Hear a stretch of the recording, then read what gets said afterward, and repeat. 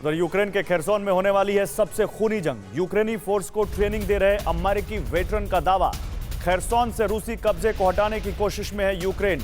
Ukraine के operation में दोनों तरफ से खून खराबा तय।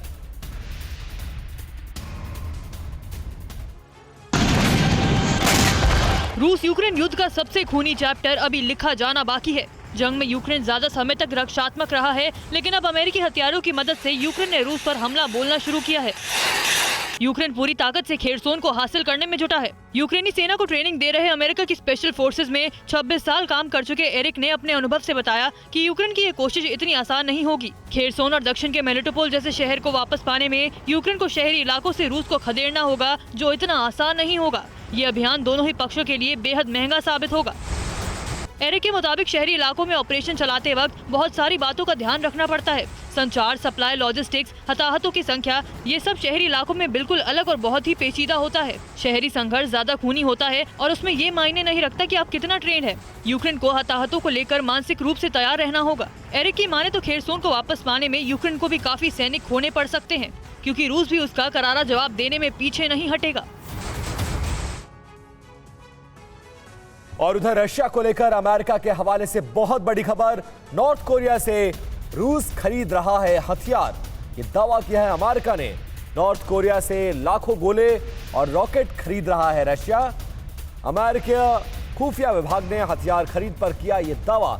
ग्लोबल प्रतिबंधों के चलते रशिया दूसरे देशों से हथियार खरीदने को मजबूर है।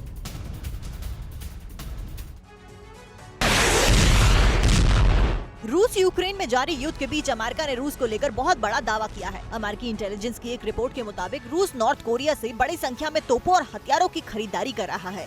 अमेरिका का दावा है कि रूस का नॉर्थ कोरिया से तोपों और हथियारों का खरीदना इस बात के संकेत है कि वैश्विक प्रतिबंधों का असर रूस पर पड़ रहा है। यूक्रेन युद्ध के चलते रूस पर लगे प्रतिबंधों की वजह से रूसी सेना की आपूर्ति लाइन बाधित हुई है। यूएस गवर्नमेंट ऑफिशियल्स ने बताया है कि अमेरिका और यूरोपीय देशों की तरफ से रूस पर लगाए गए प्रतिबंधों के चलते पुतिन काफी परेशान है। यही वजह है कि रूस को ईरान से ड्रोन और नॉर्थ कोरिया से हथियारों की सप्लाई करनी पड़ रही है।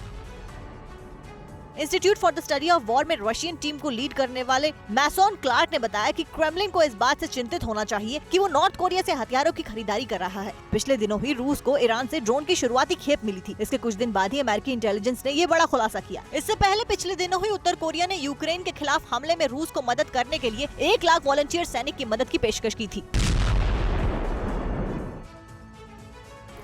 यूरोप को रूस यूक्रेन युद्ध का खामियाजा भुगतना पड़ रहा है। रूस के तेल गैस सप्लाई रोके जाने से यूरोप के देशों की कमर टूटी है। महंगाई की मार से परेशान जनता सड़कों पर उतरी है। चेक गणराज्य में गैस की कीमतों के खिलाफ 70,000 लोग सड़कों पर उतरे। जर्मनी के लुम्बिन में सैकड़ों प्रदर्शनकारी जमा हो गए।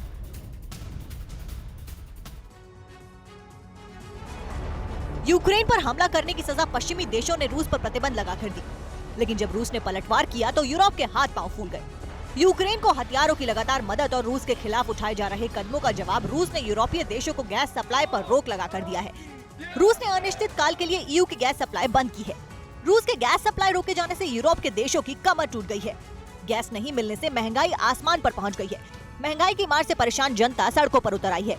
चेक गणराज्य में गैस की कीमतों के खिलाफ 70,000 लोग सड़कों पर उतरे। जर्मनी के लुम्बिन में भी सैकड़ों प्रदर्शनकारी जमा हो गए। जर्मनी को भारी कीमतों पर गैस खरीदने के लिए मजबूर होना पड़ा है। दोनों देशों में रूस से प्रतिबंध हटाने की मांग उठ रही है। इटली के नेपल्स शहर में गुस्साए लोगों ने खाने पीने की चीजों और बिजली के बढ़ते दामों के विरोध में बिजली के बिल फाड़ दिए। एक प्रदर्शनकारी ने कहा कि उनके युद्ध के लिए वो क्यों भुगते। बिगड़ती स्थिति को देखते हुए 9 सितंबर को ईयू के ऊर्जा मंत्रियों की आपात बैठक बुलाई गई है। इस बीच ईयू ने चेतावनी दी है कि आने वाले दिनों में संकट और गंभीर होगा।